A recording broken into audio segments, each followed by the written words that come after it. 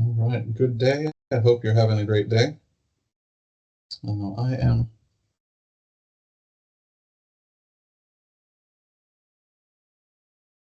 going to be running through the second half of Lab 7 with you today.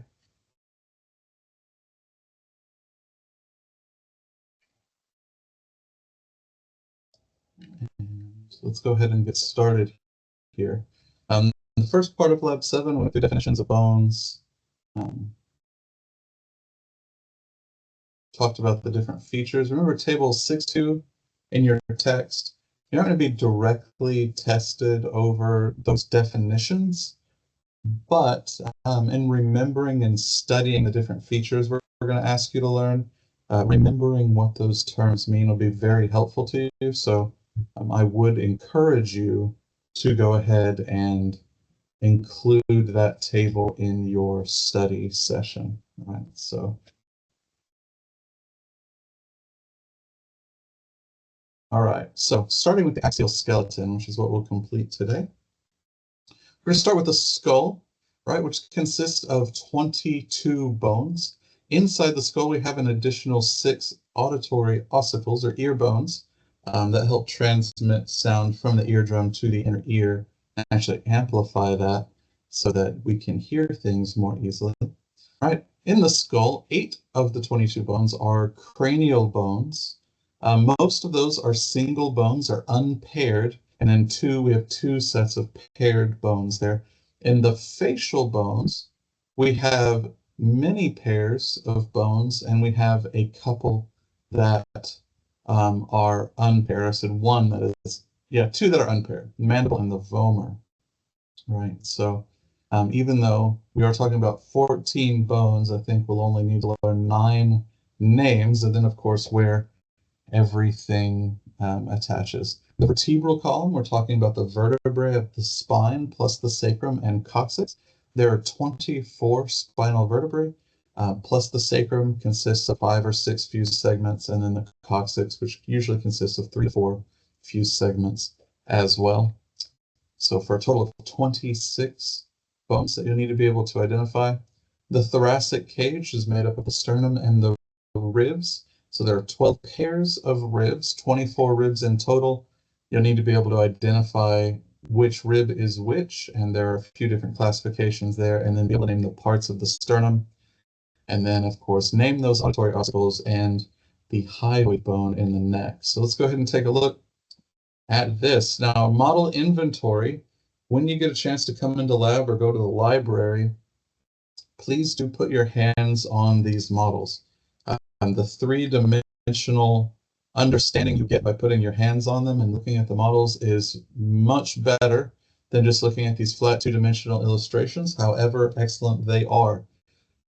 There's just no substitute for being able to imagine the 3-dimensional structure in your head, being able to see it in your head by spending the time with these models. So when you get into lab, I encourage you, once again, don't leave as soon as I'm done talking and as soon as the quizzes are over, but actually spend some time handling these models and spending time with them. So the sutures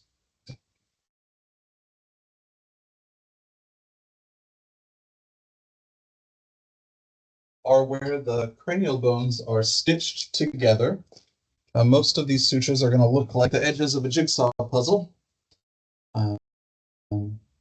Fontanelles, or otherwise known as soft spots in the brain, represent the parts of an infant skull that are not entirely grown and fused. Those flat bones form through a process called intramembranous ossification that you'll discuss in some detail in your lecture section. But that fusion is incomplete at birth. The human has a very large brain relative to its body size compared to other animals. And so successful reproduction is sort of an arms race between head size and the outlet of the female pelvis. And so human babies are born relatively early relative to other mammals our size, relatively undeveloped, and so remain sort of helpless and highly dependent for the first couple of years of their life because we have to get the baby out while the head is still small enough to be able to pass through the birth canal. So the skull plates remain unfused to allow a little bit of flexibility as that head is being squeezed out of the vaginal canal in the process of childbirth there. The different fontanelles are related to where the different skull bones would meet in the adult, and we'll look at that in the pictures. Then, of course, the names of the cranial bones and the facial bones themselves, as well as several features on them, right? That's quite the list. But again, we're going to take this one bite at a time. We're going to eat the elephant one bite at a time. All right. All right. So taking a look at the fetal skull here, right? This is infant skull bones or a fetus in the third trimester near term. And so we can see we have different bones of the skull, and we can deal with the different names. They have the same names as the adult bones. However, some of them are still unfused, right? So if we look at the frontal bone on top of this image here, right, we can see all of this in the adult is the frontal bone. Here we have two halves of the frontal bone that are unfused. And where the frontal bone meets the parietal bone, right, this would be the coronal suture in the adult, we have this anterior fontanelle, this soft spot on the top of the baby's head. This is the largest one. And if you've ever dealt with small kids and sort of felt that, right, this is just a fibrous membrane that is ossifying or transitioning into bone tissue, and that will complete after birth. The posterior fontanelle here is along where the edges, the corners of the parietal bones are going to meet the occipital bone here, and we can see incomplete fusion in the two halves of the occipital bone as well, right? And then on either side of the skull, we have two more fontanelles, the sphenoidal or anterior lateral fontanelle, right? Named for the sphenoid bone right here, meeting with the corners of the temporal, frontal, and parietal bones there. And then finally, the mastoid fontanelle, where the mastoid process would be in the adult, or the posterior lateral fontanelle, where the temporal, parietal, and occipital bones are meeting here at this corner here. You need to be able to identify all four of these fontanelles. I don't care which term you use, but you need to be able to identify them. You can use frontal, occipital, sphenoidal, and mastoid. You can use anterior, posterior, anterolateral, and posterolateral. I prefer the older terms, right, in parentheses here for myself, because that's how I initially learned them, but both are absolutely correct. Now, in the adult skull, let's go ahead and take a look at the front. So from the front, we have the frontal bone that makes up the forehead, right? If the hairline's receding, maybe it's a five head of the face, right? So this large part of the forehead here, frontal bone. The frontal bone is one of the bones that makes up the rim of the orbit or eye socket here, the superior third or so of the orbit there. And we also have a little hole right at the edge of the eye socket. And you can find this on yourself.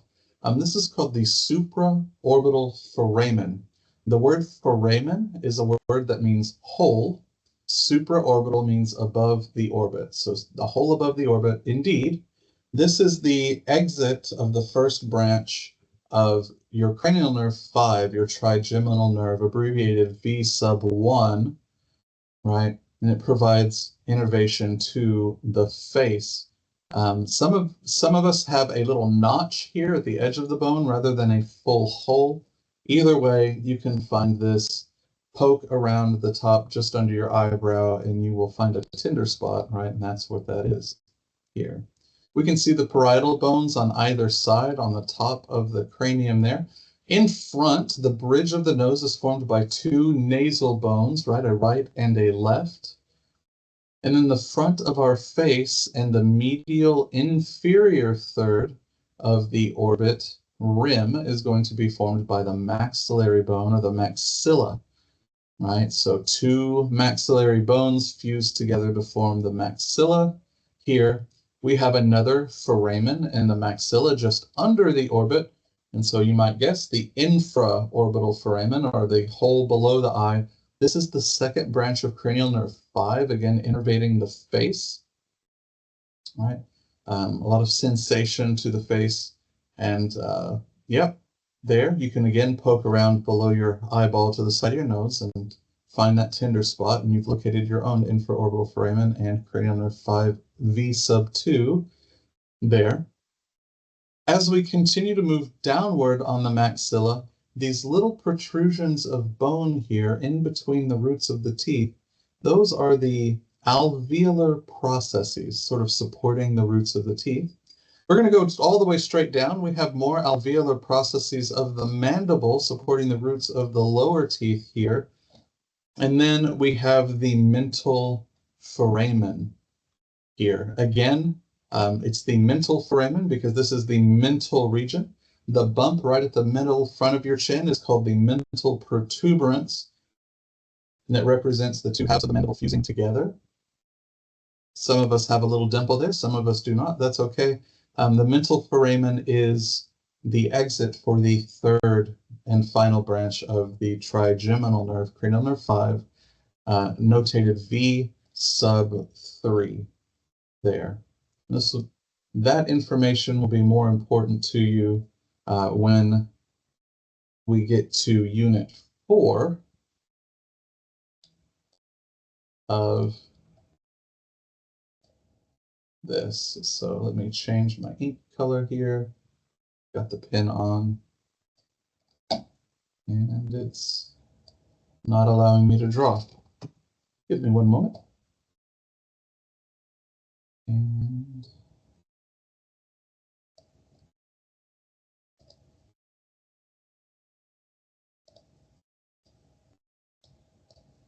there we are.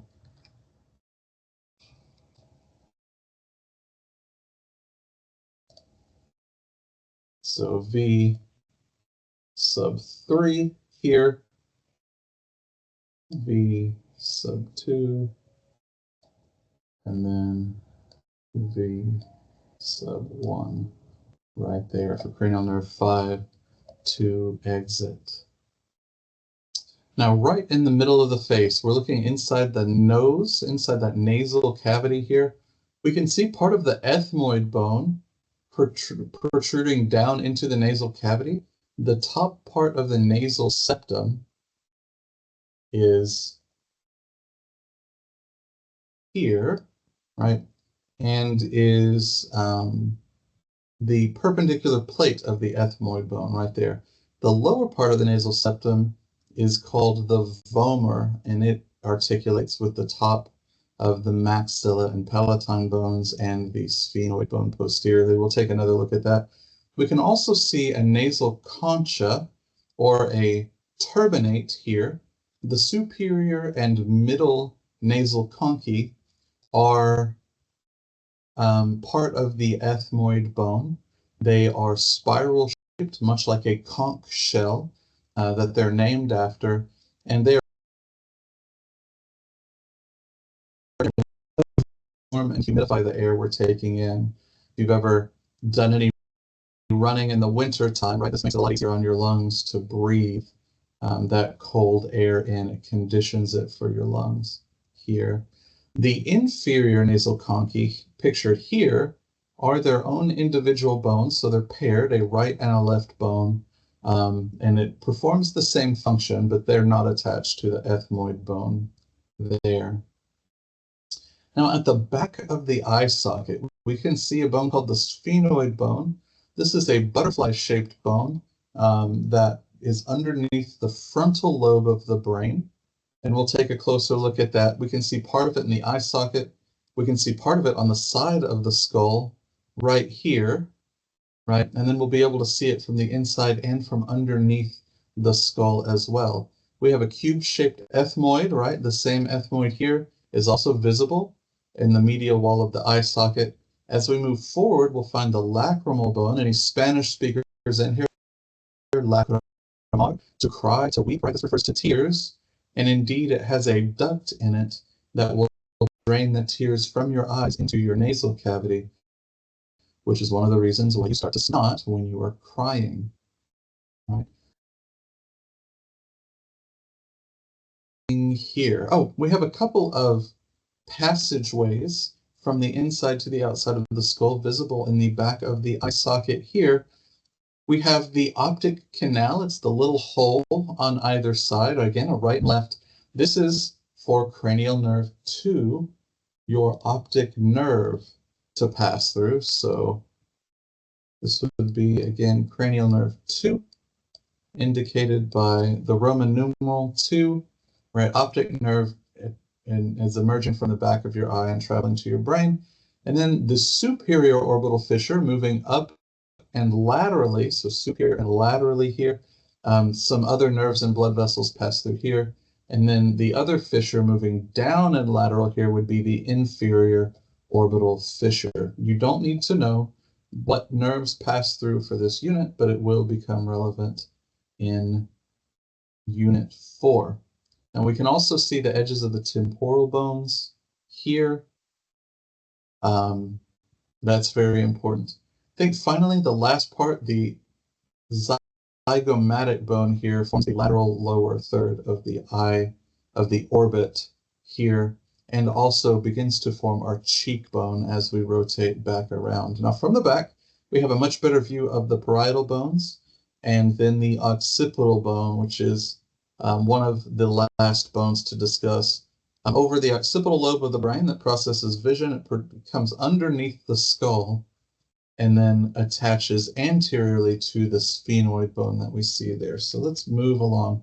Now, from the side, things look a lot different, right? We can see a lot of the same things. We can see the nasal bone, the maxilla, the mandible or jawbone. We can still see the frontal bone, right down through here. Everything in front there.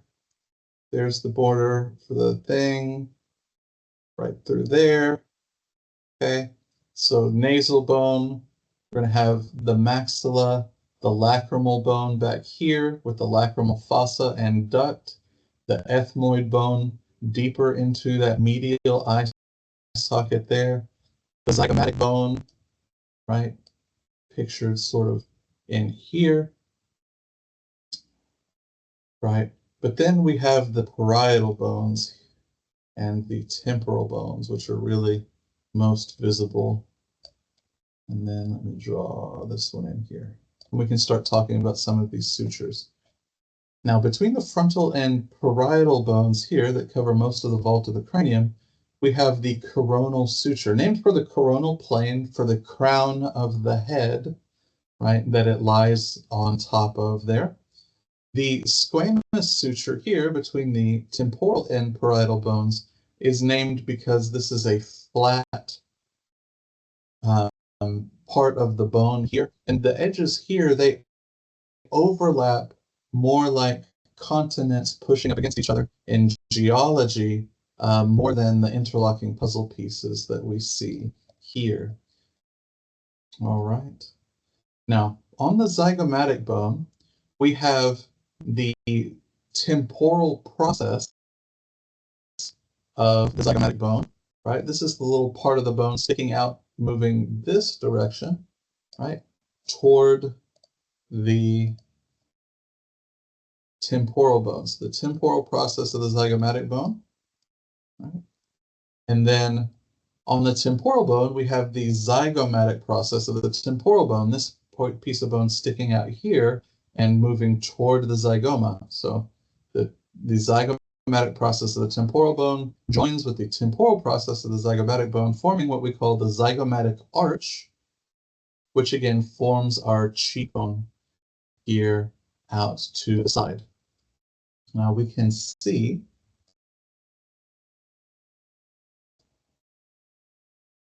our part of our sphenoid bone right in through here, right, as it wraps around under the skull, and then the temporal bone. Now some other features. This little shallow cavity that articulates with the jawbone or the mandible is called the mandibular fossa. A fossa is just sort of a shallow indentation, like you put a thumbprint in the top of a cookie, right? And in this case, it's a small hollow cavity that allows for the rounded condyle of the mandible to form a joint here. This is one of the more complex joints in the body. It's the combination of a hinge and gliding joint with a little fibrocartilage disc in it. And so we can talk a little bit more about that. As we move backward from the mandibular fossa, we have the external acoustic meatus, right? A meatus is a hole or a tunnel, right? A larger opening for a tunnel. This tunnel travels through the skull, and it is the outer ear canal until we get to the eardrum, right? So as we move backwards some more, we can become to this large bump behind the ear. You can feel it on your own head. This is the muscular attachment site for the sternocleidomastoid, or the large muscle traveling down the side of the neck. And this is the mastoid process. The mastoid process right here. Now, if we go underneath and medial to the external acoustic meatus, we'll see sort of a spike-shaped structure here. I'm going to draw it in a little bit different angles so you can see the end of it. Sometimes it comes down a little more forward, like we see here. This is called the styloid process, right? It looks a bit like the tip of a pencil or a pen or a stylus, right? And so styloid process here from the ancient word for the writing utensil, right?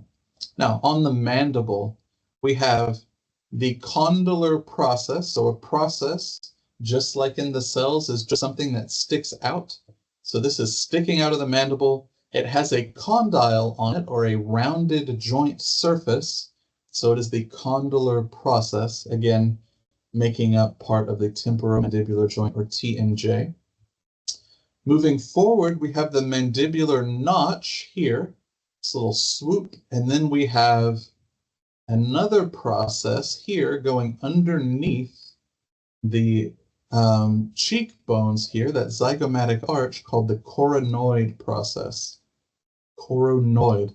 Now we're going to talk about, there are a couple of coronoid processes and one coracoid process that sounds very similar. One of the coronoid, right? So I want you to keep that in mind.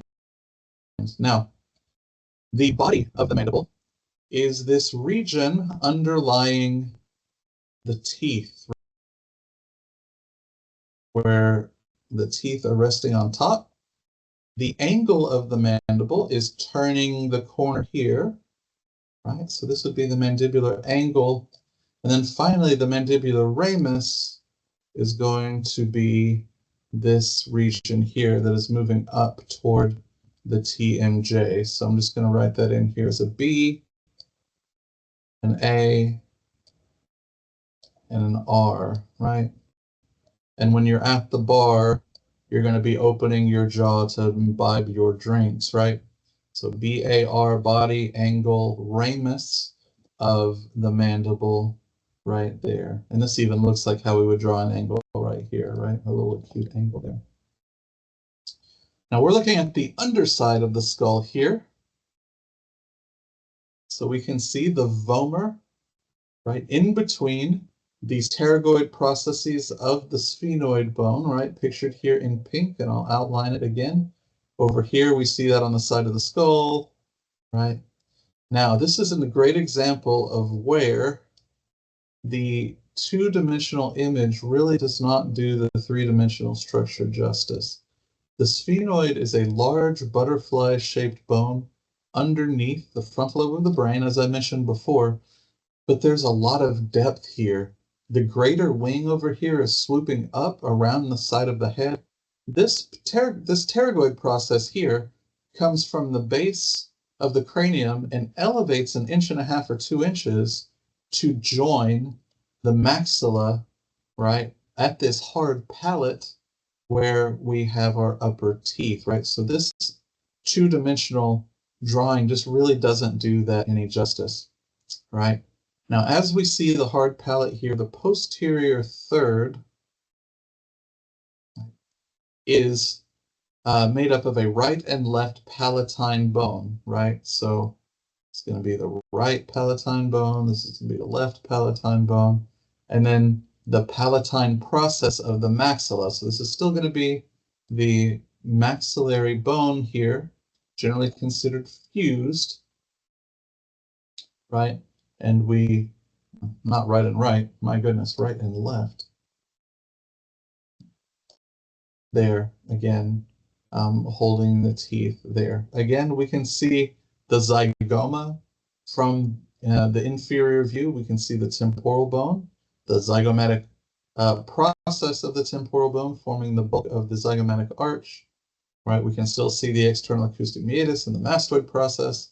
And then what's referred to as the petrous or petrous part is the part of the temporal bone that has more of a rocky appearance as a part to the sort of flattened part that is on the side of the skull. We can see just the tip of the parietal bone there, and then the occipital bone takes up the bulk of the space down here at the bottom of the skull here. Now, the occipital bone has a few pertinent features. If you feel the back of your head, right, you'll feel a large bump represented here. This is the external occipital protuberance, right? And it is a feature that everybody's got. It's a attachment site for muscles and ligaments. And then we have these ridges here called nuchal lines that attach some musculature from the neck, right, to the back of the head here. Now, as we move forward, of course, we're going to encounter this very large hole in the bottom. And you probably already know the spinal cord and brainstem are exiting out through this foramen magnum. Again, foramen means hole. So foramen magnum is just big hole there. Now, from the center of the foramen magnum, if we move anterior and lateral, so anterior lateral at a 45-degree angle, we're going to run into these curved rounded joint processes called the occipital condyles. These are smooth, they're covered in hyaline cartilage. This is where the skull sits on top of the neck and articulates at a joint with the first cervical vertebra, right? And if we continue at that same angle, the next big hole we're going to run into is the jugular foramen. The jugular foramen, right? This is where the jugular vein is going to exit to the skull, right, and travel down the neck. As we keep moving, we find the carotid canal. The carotid canal is where the internal carotid artery is going to enter the skull. And then from there, right, we're running a little slant route, start out sideways, and then cut forward down the field. We're going to find a few little holes here. This first itty bitty one is the foramen rotundum, and then we're going to have the foramen ovale pictured here, and then finally the foramen spinosum will be a little bit further forward, right? And then this one's called the foramen lacerum, and they carry other nerves and blood vessels out of the skull here. Okay, so rotundum, ovale, and then spinosum isn't really pictured here. And then the foramen lacerum here, various important blood vessels entering and exiting the skull. Now, you will be responsible for identifying these foramina, right, based on these images here from both the external inferior view that we see here, right? So again, foramen magnum, big hole. Move outward here. The first one we find is the jugular foramen for the jugular vein, and then the carotid canal for the internal carotid artery. Cut forward, rotundum ovale here, the foramen ovale. Now, taking the top of the skull plate off here and looking inside the skull from the top, right? So we say this is removing the calvarium, right, or the top of the cranial vault. We can again see the frontal bone, right, coming up underneath the frontal lobe of the brain. The ethmoid bone right here in the middle makes an appearance, and there's a little shark fin structure here called the crista galli. It's not very easy to see. Again, this is two-dimensional, but this is a little shark fin, a dorsal fin, rising up out of the middle of the ethmoid bone. that is surrounded by a structure called the cribriform plate with a lot of little holes in it, referred to as the olfactory foramina, or the olfactory holes. This is where your first cranial nerve is going to exit your skull. This is the only cranial nerve, the only nerve in the body that is directly exposed to the outside world. And the olfactory nerve is for the sense of smell, right? So there we see that. Now just behind this, we can begin to see the angry face of Mothra right here of the sphenoid bone. The lesser wing up here, again under the frontal lobe of the brain here. And then as we swoop down, we have a deep little indentation that something like a little olive could sit into, called the sella turcica. If you go look up what an ancient Turkish saddle looks like, even more modern varieties, they have very prominent saddle horns that look a lot like this structure, and that's how it got its name. So we have the Turkish saddle for any horse folks involved here. And we also see the inside of the optic canal. Again, this is cranial nerve 2, and I'm really bad at drawing with a mouse, right? Cranial nerve 2 for your sense of sight. And then here from the inside, we want to again be able to identify the foramina. So the foramen magnum is a very easy landmark to find, right? From the center of the foramen magnum, move outward, right? And forward and lateral at 45 degrees. We're going to run into the jugular foramen again here. Just in front of it, the internal acoustic meatus, so internal for inside, acoustic for sound, and then meatus for tunnel, right? This is where the external acoustic meatus travels through this petrous part of the temporal bone and enters in here. So your structures of your inner ear are going to be within here, and then the nerves will pass out through that internal acoustic meatus. Now again, if we cut forward again, we're going to run into this little row, just like Orion's belt in the sky. ROS, rotundum ovale spinosum, and you need to be able to identify that foramen ovale. It's the oval-shaped one. The rotundum is typically very small and round. Spinosum is a little further forward. And then again, right here would be the foramen lacerum that you are not responsible for here. So without the color coding, this is what this is going to look like, right? We will be able to see the jugular foramen. Right here, the internal acoustic meatus may or may not actually be visible, but it would be in this region. So again, cut out and then forward. Rotundum, ovale, spinosum is a little further forward here. There, our Turkish saddle, our optic canal, our little shark fin, you can see a little bit better here because it got twisted sideways, and the tiny little holes, the cribriform foramina for that first cranial nerve for your sense of smell. There.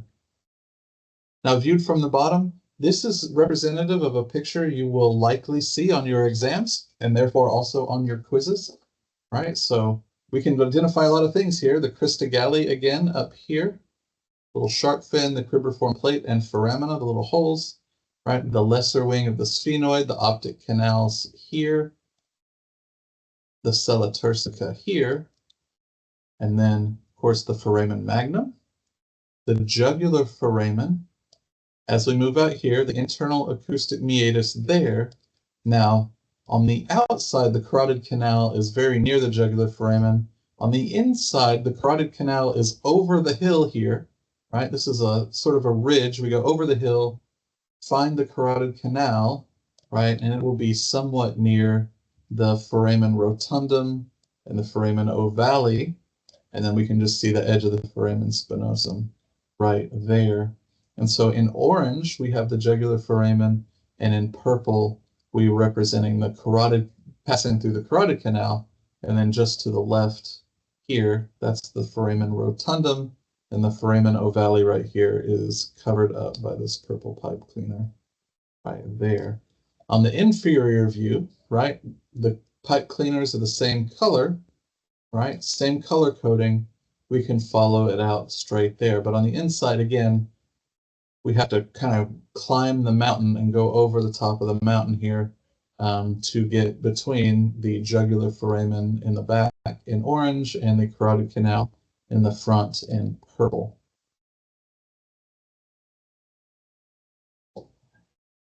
Now this is the temporal bone pulled apart from the skull.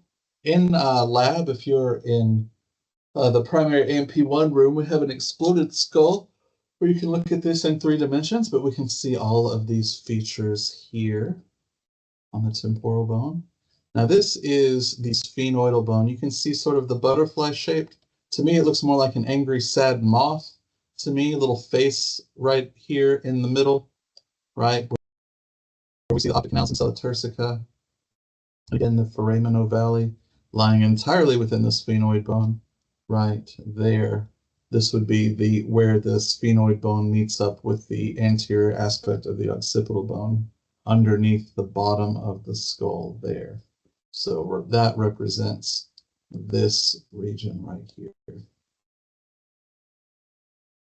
Now this is the ethmoid bone from the front. And so we can see the cribriform plate horizontally here has all those little holes so those nerves can dangle down into your sinus cavity, be covered with mucus, and pick up the volatile compounds that we interpret as smell. The perpendicular plate, again, is the upper part of your nasal septum. The crista galli we can see here is our little shark fin right in the middle of the cribriform plate.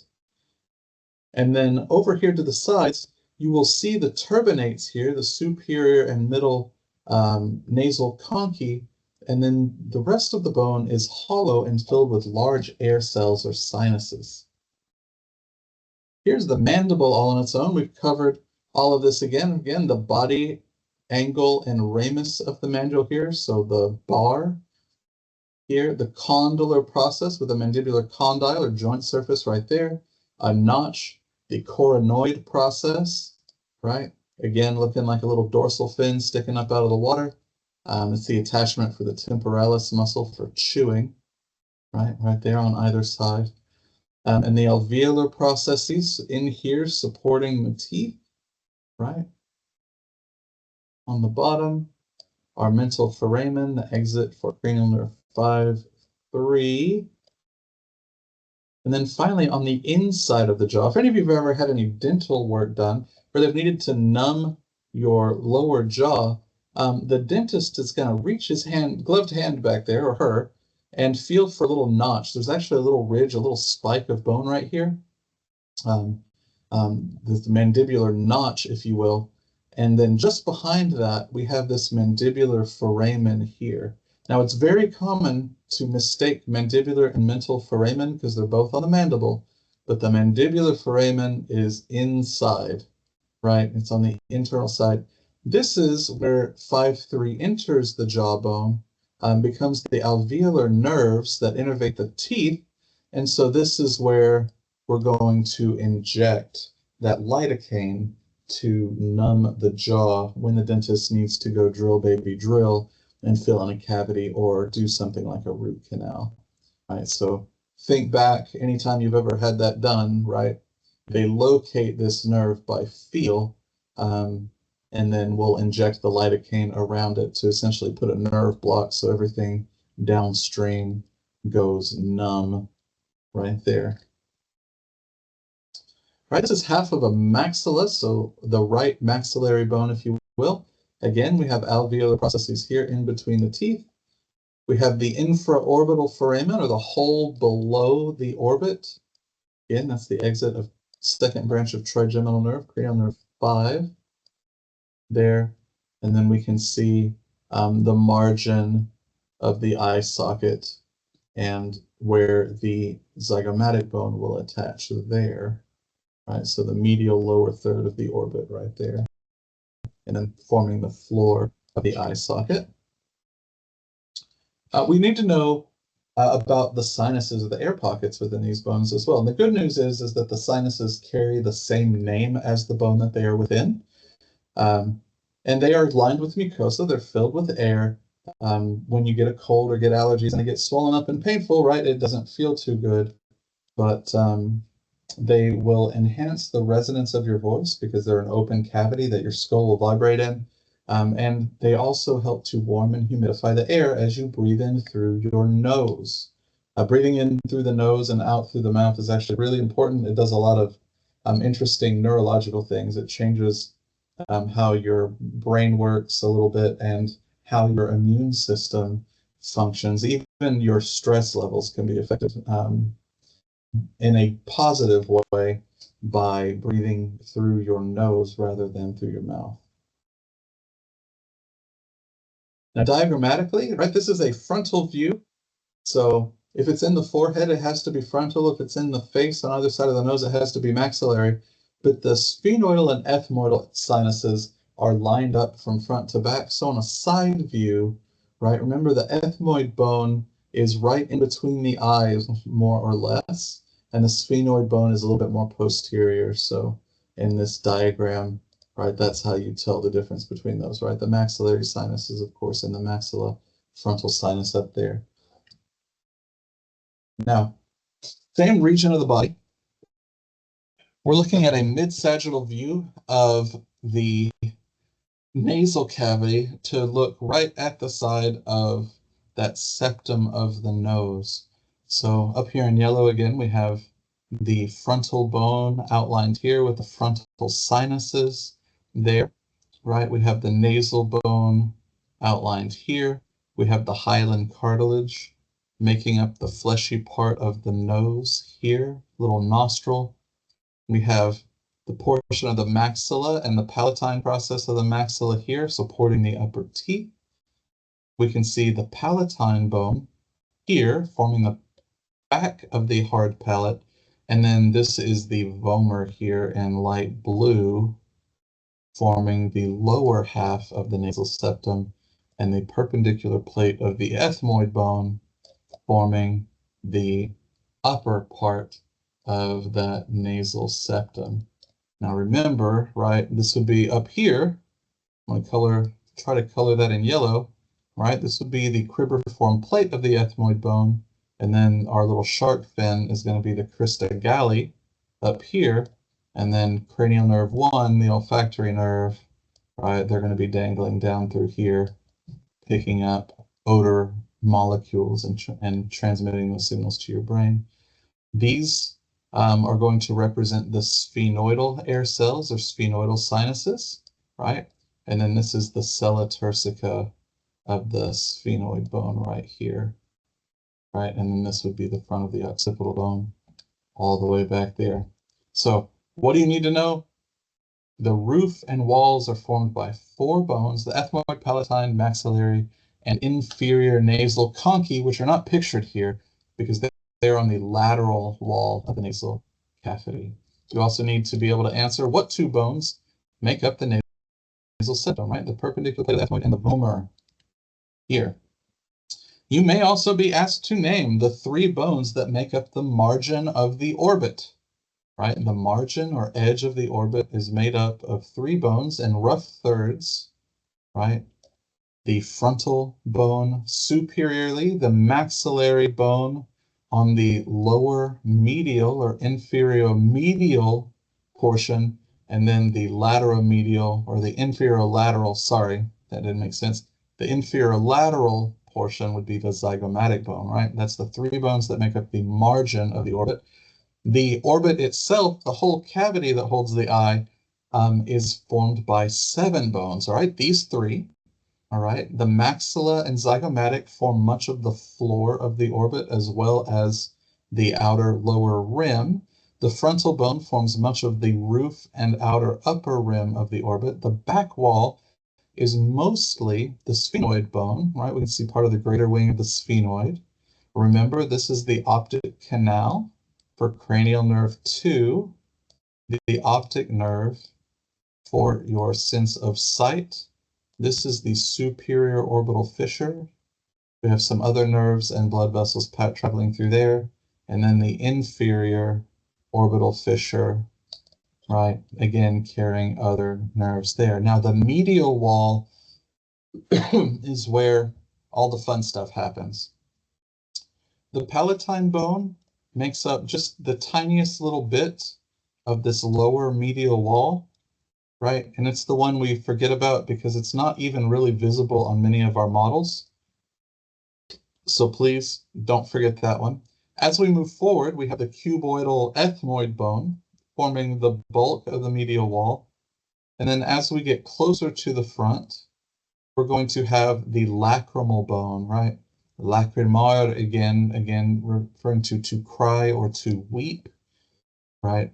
The lacrimal bone here with the tear duct, we have an indentation, a feature called the lacrimal fossa, like somebody put a thumbprint here, and then the actual lacrimal canal that drains into the nasal cavity here.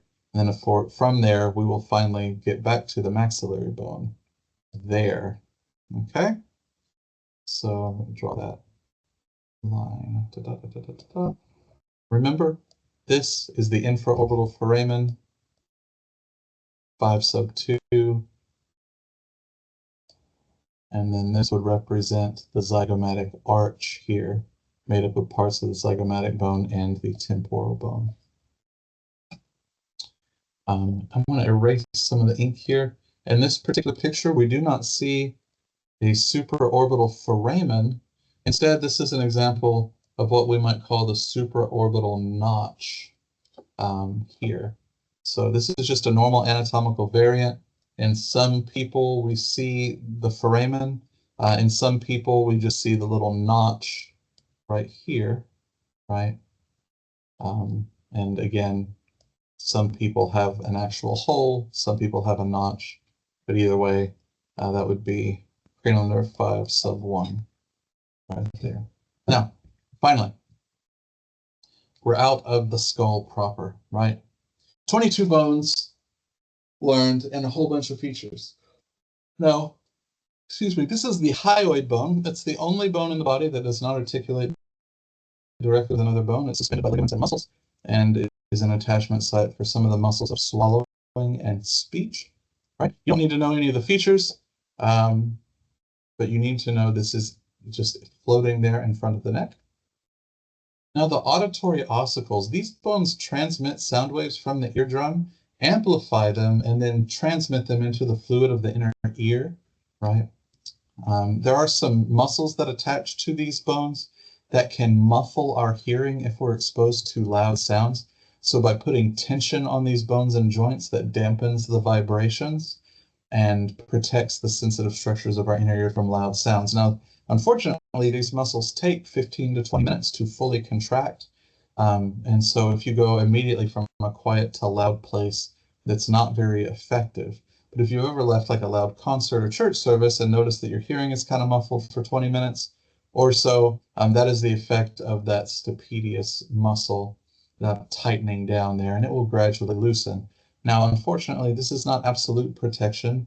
Loud sounds can and will damage the sensitive structures of your inner ear and cause hearing loss. So if you're using lawn equipment, heavy machinery, loud, going to a concert, even a loud church service, earplugs or ear protection are highly, highly recommended here. So this is the outer ear here, the external acoustic meatus that we've talked about here, right? We have, of course, the fleshy parts of the outer ear here, and all the way down to the eardrum, right, is the boundary between the outer and middle ear. Most ear infections happen within this cavity here, right, the middle ear. And in infants, ear infections are particularly common, particularly in infants who are bottle or breastfeeding. Now, the reason for this, in the infant, this pharyngotympanic tube that drains into the back of the throat is more horizontal, and so gravity doesn't help this cavity drain quite so much. And it's very common for infants to be laid flat on their back to feed. And so when their milk hits the back of the throat and they swallow, that opens up this tube, and it basically allows milk to get into this cavity in the middle ear, and then it doesn't drain effectively even when they're upright.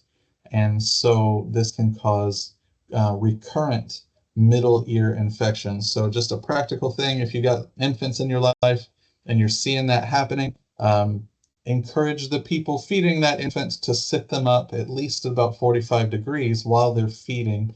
That will reduce spit ups and generally will help reduce those chronic middle ear infections as well, which are painful for everybody. Nobody's happy when the baby's ear is hurting, and nobody's getting any rest. It drains through this eustachian tube, also known as the pharyngotympanic or auditory tube, into the back of the throat. This is what pops when you go up in an airplane or go up and down an altitude, and your ear pops to equalize pressure here, and can be very painful if that pressure does not equalize. The bone that is attached to the eardrum here, it looks like a caveman's club a little bit. It is called the malleus, as in a hammer or a mallet, right? It's striking the incus, which is the word for anvil. So the hammer strikes the anvil here. So right, or that device that you stick your foot in when you're riding a horse. So the word for that is stapes. And this one is actually pushing against the structures of the inner ear and transmitting those vibrations into the fluid here, where those vibrations will travel around this shell, right? And this is where hearing occurs. So here we go here. Now, I do need the Latin terms here, malleus, incus, and stapes, for full credit. If you give me the English terms on test, you will only get half credit. You'll lose a point. Now, the rest of this goes pretty quickly. We have the vertebral column and rib cage.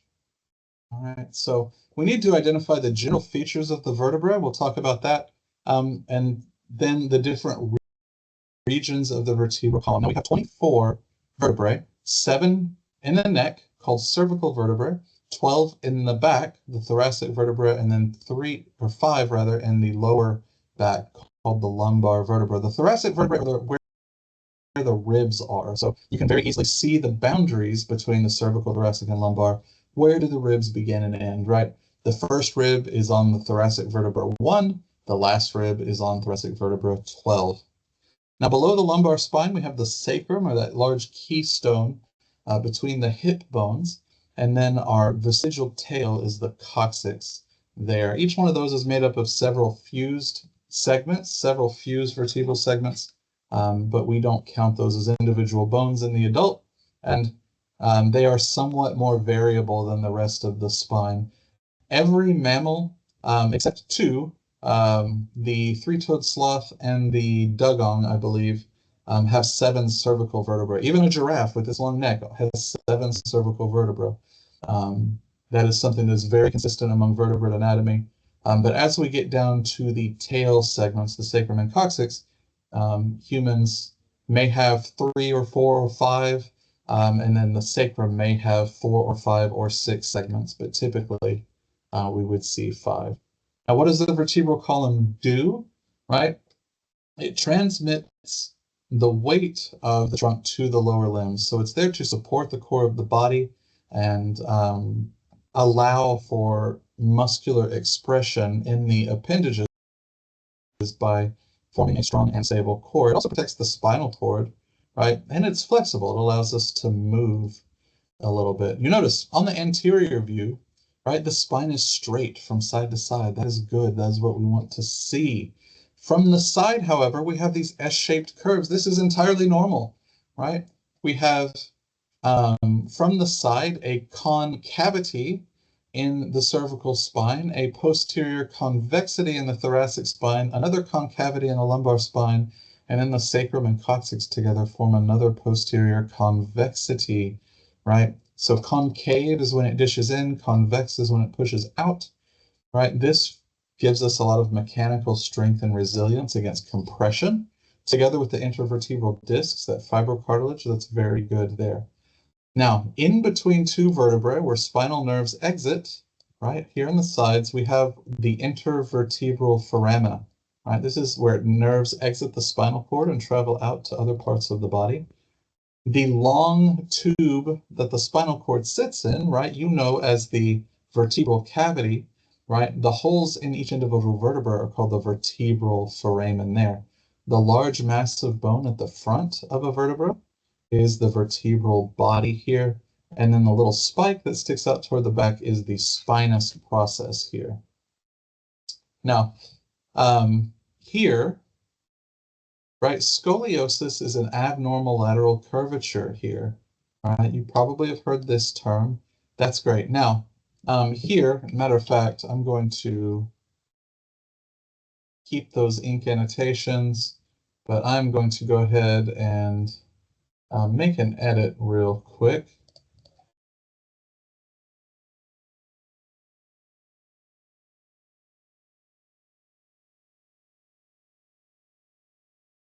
To this term. Let's change this terminology. I've been meaning to do that for a couple years, right?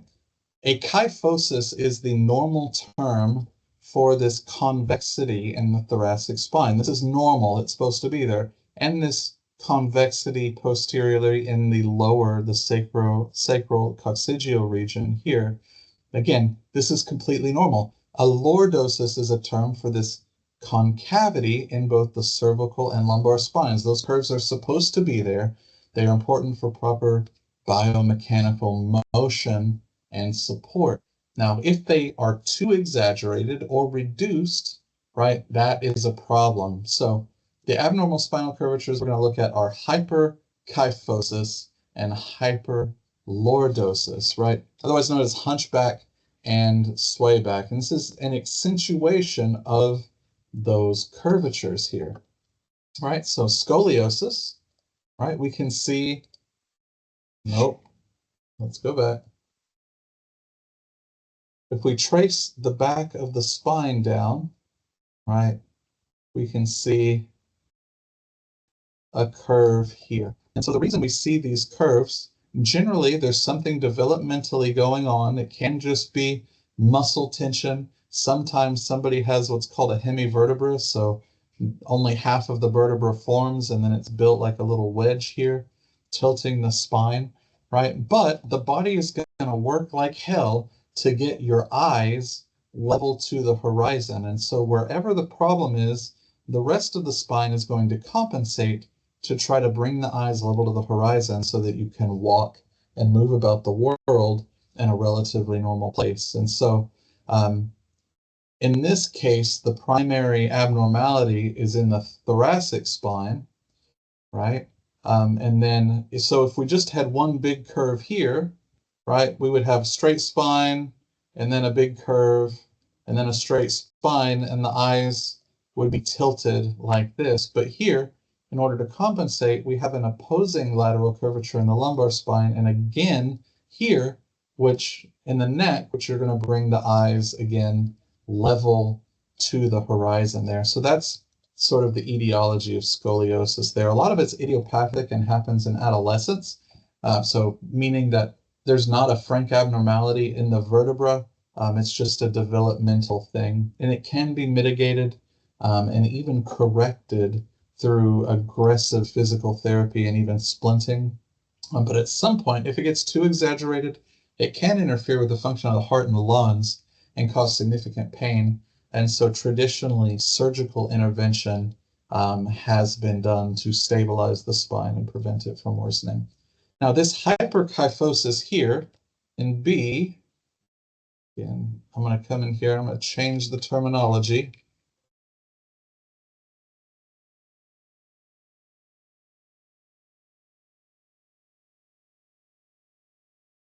I'm going to shrink that text so it all fits on the same line a little bit. Okay, there we go. Apologies, I'll be right back with you. All right. Here we go. Hyperkyphosis, hyperlordosis. In this case, this woman has osteoporosis and she has suffered a vertebral body fracture. And so that large portion of the vertebral body has been crushed and that forces everything to curve forward. And so this poor woman's spine has fractured and created this hunchback appearance here in the thoracic spine. Here again, a little bit of a curve here is normal. You don't want it to be completely straight, but this is exaggerated and then it's going to cause other additional problems here. Now this is a hyperlordosis. This can happen because of abdominal obesity. You see this with guys with big beer bellies. It exaggerates this lumbar curve and can cause problems, causes the butt to stick out a little bit. In this case, This is temporary in this particular example because she's pregnant, right? So this additional weight at the front of the abdomen is just pulling forward and pulling everything forward and down, right? This force of gravity out here is pulling this way, and that just exaggerates this curve a little bit, whereas normally we would want it to just be maybe a gentle curvature like this, right? We've exaggerated it a little bit. And any of you ladies who have carried a baby to full term, right? Y'all know there toward the end of the third trimester, that baby starts getting big for several reasons, right? This all starts to get kind of sore and start to have some of that low back and hip discomfort, right? And that's one of the reasons there. If you train your low back and abdomen, right, and you have a strong core, this can be mitigated somewhat by keeping tension on the abdominal muscles and keeping your pelvic tilt less this, well, let me erase that, right? And so here, the top of her pelvis is tilted more like this, right? But in a neutral position, the pelvis would be tilted more like this, only slightly forward. And that has the effect of reducing the curve there. All right. So here we're looking at some lumbar vertebra. Again, the vertebral body is the large mass on the front of the vertebra. So indicated here. The intervertebral foramen, formed by two vertebrae stacked on top of each other.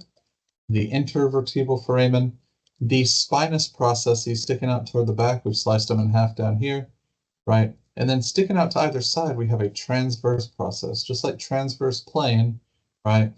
They're on the transverse plane there. This is a, it looks like sort of a blend. This is a thoracic vertebra. Again, we have the vertebral body. We have the spinous process poking out toward the back, transverse processes on either side.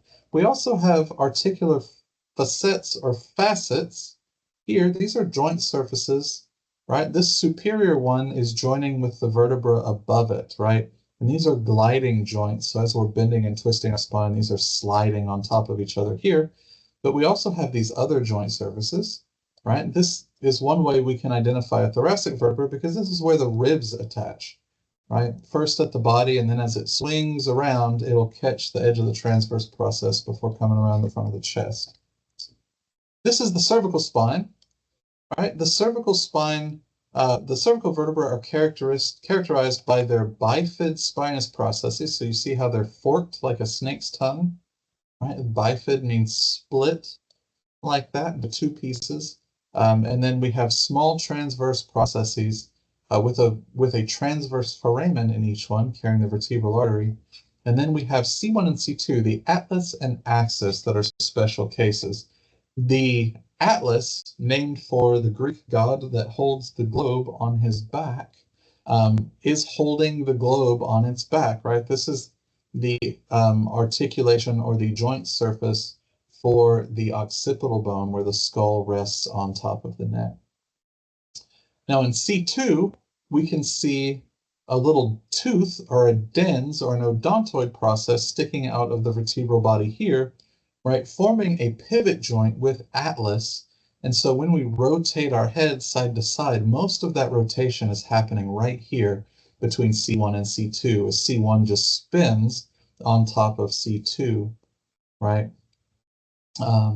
And then we have to get 60 or 70 degrees of rotation, and then past that, the rest of the neck bones will start to move and contribute to rotation as well. So here is a view of the atlas. The top view, right, the sort of peanut or cashew shaped articular surface here for the occipital condyles, and the rounder surface underneath over here on the right side, right, articulating with C2. We have transverse processes with a transverse foramen. Again, the vertebral artery passes through here, but no spinous process, right? We just sort of have a posterior arch. In C2, from the top, we have spine or transverse processes are very minimal here. We have that dens in the front above the body, and we do have a small spinous process there. This is a typical thoracic vertebra looking like a giraffe's face with little ears sticking up, right? Again, we have transverse processes out to the side, long spinous process there. And then if we squash that in and make everything bigger and heavier, more like a hippopotamus, we have the lumbar vertebra here. So spinous processes and transverse processes remain the same. They look a little different. And then we still have the inferior facets and the superior facets here, or facet joints. Intervertebral disc in the middle. The sacrum, right, made up of 5 fused segments. You can see the little ridges of bone here where they've fused together, right? Nerves do exit here just like they do in the spine. And then we have 4 fused segments of the coccyx here. And then right here, I want to point out, so the vertebral cavity is formed by all of these channels at the back of every vertebra, right? That's the vertebral foramen. So all of the vertebral foramina stacked on top of each other form that vertebral canal that houses the spinal cord. And I went too far. Let's go back here. Finally, the last 25 bones we're going to learn here in the axial skeleton are the 12 pairs of ribs and the sternum, right? So the sternum, pretty easy, it's your breastbone. The top handle up here that joins with the clavicle and the first rib is called the manubrium. The blade of the little dagger-shaped structure is referred to the body, and the very tip right here at the solar plexus is called the xiphoid process with an X right here. 3 parts of the sternum, yes, you do need to know that. Now the ribs, there are 12 pairs of ribs. So if we ask you how many pairs of ribs there are, the answer is 12. If we ask you how many ribs there are, the answer is 24. RTFQ, read the freaking question, right? The first 7 are true ribs, and we just count from top to bottom, 1 through 7, right? So right through here, true ribs are true because they have a direct cartilaginous articulation to the sternum, right? They attach directly to the sternum. This is hyaline cartilage, by the way. So what are we, 1, 2, 3, 4, 5, 6, we can trace there directly to the sternum. And then 7 starts to get a little dicey looking, but does attach directly there to the sternum, right? That makes them true ribs, okay? The false ribs, 8, 9, and 10, attach, but they attach indirectly, right? All of these are attaching to the cartilage of rib 7. We call that the costal cartilage, or the rib cartilage of rib 7. So these are false ribs. They still come all the way around to the front. They still attach indirectly to the sternum, right? But that's not a direct connection here. And finally, the floating ribs, 11 and 12, right? The ends are floating out, right, in that abdominal wall, right, in around all of that musculature that makes up the abdominal wall. So they are therefore floating ribs, right? So please remember, that's not hard, but it's one of the most common ways people lose 2 or 4 points on these lab quizzes and the second lab exam. So please make sure that you don't neglect this. I know you got a lot of other stuff to study, but I'll just encourage you, pick one part of this, study the skull, learn the skull, learn everything about the skull, learn the features, learn the foramina, right? And then move on. The vertebrae are not hard. 7, 12, 5, cervical, thoracic, lumbar. You need to know the features, and then come to the ribs. The last 2 parts will be a lot easier, right? If you start with the hardest thing first, everything else will seem easy, but spend the time necessary to really master the skull. And it's going to require you to actually come into lab and actually pick up those skulls, or go to the library, check one out, handle these skull models. All right. We will have our lab quiz number 7 when I return next week. Have a good day.